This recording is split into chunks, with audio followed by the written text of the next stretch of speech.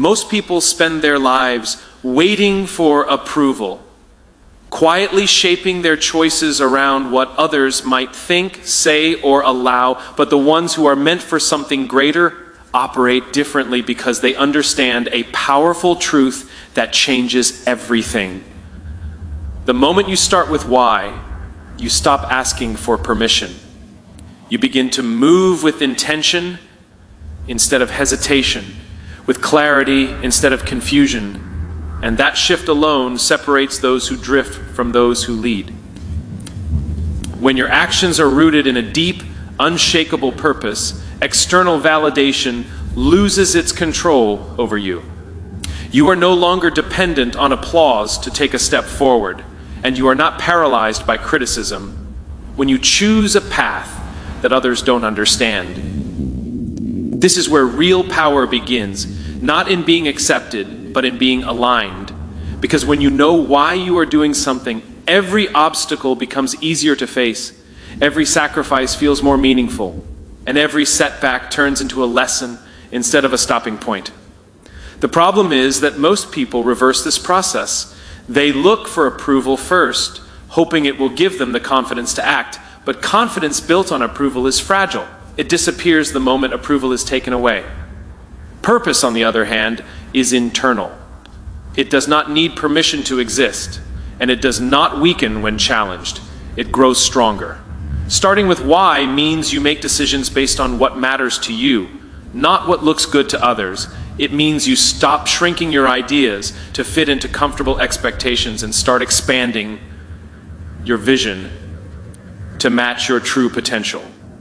It also means accepting that not everyone will understand your path, and that's not a problem to fix. It's a reality to embrace, because the more unique your purpose is, the more resistance you will face from those who are still searching for their own direction. But that resistance is not a signal to stop. It's confirmation that you are thinking independently, acting intentionally, and stepping outside the boundaries that hold most people back. There is also a quiet strength that comes from this mindset, a kind of confidence that doesn't need to announce itself. You don't have to prove your worth when you are already connected to your purpose. You don't have to chase recognition when your work is driven by meaning.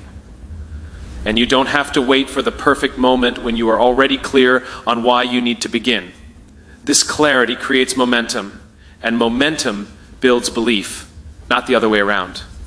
The longer you act from purpose, the less you crave approval, and the less you crave approval, the more freedom you gain to create, to lead, and to grow without limits. This is what sets apart those who leave a mark from those who stay invisible. They don't wait to be chosen. They choose themselves, not out of arrogance, but out of understanding. They know that no one else can define their purpose for them, and no one else needs to approve it for it to matter. And once you reach that point, everything changes. Decisions become simpler, direction becomes clearer, and fear loses its grip because you are no longer asking if you are allowed to move forward. You are simply moving because you know why you must. Most people are not lacking ambition, they are drowning in distraction, constantly pulled in different directions by opinions, trends, expectations, and endless noise that clouds their judgment and weakens their focus. But the ones who are meant for something greater understand a truth that many overlook. Clarity is not something you find, it is something you protect. Every day, you are being influenced, whether you realize it or not, by what others say you should do, what society rewards, and what feels urgent in the moment. And if you are not intentional, you will start chasing things that were never truly yours to begin with. The danger of noise is not just that it distracts you, it convinces you that distraction is progress, that being busy means being effective, and that reacting quickly is the same as moving forward. But real progress does not come from reacting, it comes from deciding, and decision requires clarity. Clarity demands that you slow down enough to ask yourself what actually matters, what aligns with your purpose, and what deserves your time and energy, because without that filter, everything feels important and you end up exhausted without direction. The people who achieve meaningful success are not the ones who try to do everything. They are the ones who choose what not to do, who are willing to ignore opportunities that don't align, who are comfortable saying no even when it feels uncomfortable, and who understand that every yes to something unnecessary is a no to something essential. This is where discipline becomes quiet but powerful, not in forcing yourself to do more, but in training yourself to focus on less. It takes strength to tune out the noise when it is loud and persistent, when it comes from people around you, from social platforms, from comparison, and even from your own doubts. But the ability to stay centered in that environment is what separates those who drift from those who lead. Because when you are clear, you move with intention, you act with precision, and you don't waste energy trying to prove yourself in spaces that don't matter. There is also a deeper level to clarity, one that goes beyond goals and into identity, where you understand who you are and what you stand for, and that understanding becomes your anchor in moments of uncertainty. When everything around you feels chaotic, clarity keeps you grounded. It reminds you of your direction, and it prevents you from being pulled into decisions that feel right in the moment, but lead you away from your path. Noise will always exist. It is constant and unavoidable, but it only has power when you give it attention, when you allow it to influence your choices, and when you confuse its urgency with importance. The moment you become intentional about what you listen to, what you engage with, and what you allow into your mind, you begin to reclaim control, and that control creates space for focus, for creativity, and for meaningful action. Clarity is not loud, it does not demand attention, but it directs everything that matters, and once you learn to operate from that place, your actions become sharper, your decisions become faster, and your progress becomes more consistent. Because you are no longer reacting to the world around you, you are responding from a place of understanding, and that is where real strength is built, not in doing more, but in knowing exactly what deserves to be done, and having the discipline to ignore everything else that does not align with your purpose. People are waiting to feel confident before they take action, believing that confidence is the requirement for starting, but the truth that changes everything is this: confidence is not the beginning of the journey, it is the result of it. And the people who rise above the rest understand that courage must come first. Courage is the decision to move forward without guarantees, without certainty, and without the comfort of knowing how things will turn out. And that is exactly why so many avoid it, because it demands action in the presence of fear, not in the absence of it. The illusion that confidence must come before action keeps people stuck, overthinking, hesitating, and waiting for a feeling that will never arrive on its own. Because confidence is built through experience, through taking risks, through stepping into situations that stretch you beyond what feels safe, and through proving to yourself again and again that you can handle more than you once believed. When you rely on confidence to start, you give your fear control over your future. But when you choose courage, you take that control back. Courage does not mean you are fearless, it means you are willing. Willing to try, willing to fail, willing to learn, and willing to keep going, even when the outcome is uncertain. This willingness creates momentum, and momentum creates belief, and belief eventually becomes confidence, but that process only begins when you act despite your doubts. There is a quiet power in people who understand this, because they are not waiting for the perfect moment. They are creating it through action. They are not asking if they are ready. They are becoming ready by doing the work, and they are not measuring their worth by how confident they feel, but by how consistently they show up when it matters. Every time you choose courage, you expand your limits, you challenge the boundaries of what you think you can do, and you build a track record that your mind cannot ignore. And over time, that evidence becomes the foundation of real confidence, not the fragile kind that depends on external validation, but the kind that is rooted in experience and resilience. Fear will always be present when you are doing something meaningful, when you are stepping into growth, when you are moving towards something that matters, and that is not a sign to stop, it is a sign that you are on the edge of something important. The difference is how you respond to it. You can either interpret fear as a warning and retreat into comfort, or you can see it as an invitation to grow and step forward anyway, and that choice defines everything that follows. The people who achieve greatness are not the ones who feel the most confident. They are the ones who act with courage the most consistently, who refuse to let uncertainty dictate their decisions, and who understand that progress is not about eliminating fear, it is about moving through it. Courage rewires your mindset, it shifts your focus from what could go wrong to what could be possible, and it trains you to trust yourself in situations where you once felt doubt. This trust is earned, not given, and it is built one decision at a time, one action at a time, one moment of courage after another, until eventually what once felt impossible starts to feel familiar, and what once felt intimidating starts to feel manageable. And that is when confidence finally appears, not as something you were waiting for, but as something you created through the choices you made when it would have been easier to stay.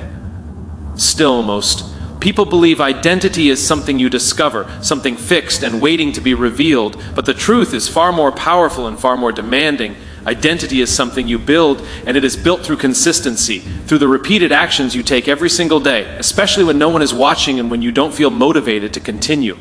What you do once might feel important, but what you do repeatedly defines who you become, and the gap between where you are and who you want to be is not closed by occasional effort, it is closed by disciplined, consistent action over time. The reason consistency is so difficult is because it lacks excitement, it does not provide immediate rewards, and it often feels invisible in the moment. But that is exactly why it works, because while others are chasing quick results and temporary motivation, those who commit to consistency are quietly building something far more durable, a foundation that cannot be easily shaken. Every time you choose to show up, even when it is inconvenient, even when it is uncomfortable, you are reinforcing a message to yourself about who you are. And over time, those messages become beliefs. And those beliefs shape your identity. If you consistently avoid challenges, you start to see yourself as someone who hesitates. But if you consistently face them, even imperfectly, you begin to see yourself as someone who acts, someone who follows through, someone who can be trusted to do what needs to be done. This is where the real transformation happens, not in a single breakthrough moment, but in the accumulation of small, repeated decisions that align with the person you are trying to become. The problem is that many people rely on motivation to stay consistent, and motivation is unreliable. It rises and falls based on mood, environment, and circumstances, but consistency is a choice. It is a commitment to act regardless of how you feel, and that commitment is what creates stability in your progress. When you detach your actions from your emotions, you gain control, and when you gain control, you remove the biggest obstacle that holds most people back: inconsistency. There is also a deeper level to this idea, one that goes beyond productivity and into self-respect, because when you consistently keep promises to yourself, no matter how small, you build trust within, and that trust becomes a source of strength that no external validation can replace. You stop doubting whether you will follow through because you have evidence that you will, and that certainty changes how you approach challenges, opportunities, and even setbacks. Instead of questioning your ability, you rely on your track record. And that track record is built one action at a time. Consistency also simplifies success. It removes the need for constant decision making because your habits begin to guide your behavior. And when your habits align with your goals, progress becomes automatic rather than forced.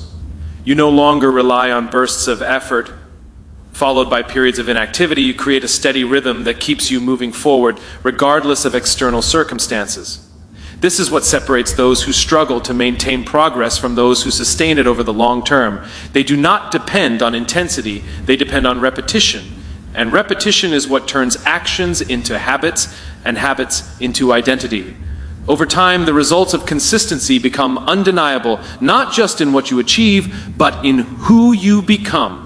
And that is the real reward, not a temporary outcome, but a permanent shift in how you see yourself, how you act, and how you show up in every area of your life. Because once consistency becomes part of your identity, discipline is no longer something you force, it becomes something you embody. And from that point forward, growth is no longer a struggle, it becomes a natural extension of who you are. Most people spend years trying to hide parts of their story, editing their past to make it more acceptable, more polished, more aligned with what they think the world will approve of. But a woman meant for greatness understands something deeper and far more powerful. Her story is not a weakness to conceal, it is a source of strength to claim. She does not run from where she has been, she learns from it, shapes it, and uses it as fuel to move forward with greater clarity and purpose. There is a shift that happens when you stop asking why something happened to you and start asking what it taught you, because in that moment you move from being a victim of your circumstances to becoming the author of your direction. Owning your story does not mean every chapter was easy. It means every chapter mattered, And instead of denying the difficult parts, she integrates them into her identity in a way that empowers rather than limits. The reality is that everyone has moments they would rather forget, mistakes they wish they could undo, and experiences that tested them in ways they never expected. But the difference is in how those moments are carried forward. Some people let their past define their limits, while others use it to expand their perspective, to deepen their resilience, and to strengthen their voice. When she owns her story, she removes the power it once had over her, because it is no longer something that controls her narrative from the background. It becomes something she stands on, something that gives her depth, authenticity, and a sense of grounded confidence that cannot be faked. There's also a level of freedom that comes with this mindset, a release from the constant pressure to appear perfect or to meet unrealistic expectations, because she understands that perfection is not what creates connection. Truth does. People are not drawn to flawless images. They are drawn to real experiences, to honesty, to the courage it takes to stand in your truth without apology.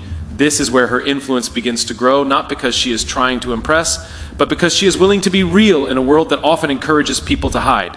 Owning your story also means taking responsibility, not just for what happened, but for what happens next. It means refusing to stay stuck in old narratives that no longer serve you, and instead choosing to rewrite them with intention, with growth, and with a forward-focused mindset. It is easy to hold onto labels created in the past, to repeat the same internal dialogue, to believe that who you were defines who you must remain. But that belief is a limitation that only exists if you accept it. The moment you decide to take ownership, you create space for change, for evolution, and for a new direction that is not bound by previous versions of yourself. There is strength in that decision, a quiet but undeniable strength that comes from knowing you are no longer controlled by what you have been through, but guided by what you have learned. This strength shows up in how you carry yourself, how you make decisions, and how you face challenges, because you are no longer avoiding your past, you are building from it. And when you reach that point, your story becomes more than just a collection of experiences. It becomes a foundation, a message, and a source of power that continues to shape your future in a way that is intentional, authentic, and fully owned by you. Most people are taught to see success as a limited resource, something that must be protected, guarded, and competed for. But a woman meant for greatness understands a deeper truth that transforms the way she moves through the world. Growth is not diminished when it is shared, it is multiplied. She does not see others as obstacles to her progress. She sees them as part of a larger journey where impact matters more than individual recognition. And because of that, she chooses to rise in a way that creates space for others to rise with her. This is not weakness. It is strength in its most refined form, because it requires confidence to support others without feeling threatened. And it requires clarity to know that someone else's success does not take anything away from your own. While others are caught in comparison, measuring their worth against what someone else has achieved, she remains focused on contribution, on how she can add value, share knowledge, and create opportunities that extend beyond herself. This mindset shifts everything, because it removes the fear of being overshadowed and replaces it with a sense of purpose that is bigger than personal gain. When you lift others, you are not lowering yourself, you are strengthening your foundation, building relationships, trust, and influence that cannot be achieved through competition alone. There is also a ripple effect in this approach, one that goes far beyond immediate results, because the people you support carry that impact forward. They grow, they succeed, and often they do the same for others, creating a chain reaction of growth that started with a single decision to help rather than compete. This is how real leadership is built, not through control, but through empowerment, not by holding knowledge back, but by sharing it freely, and not by trying to be the only one at the top, but by ensuring that others have the tools and confidence to climb as well.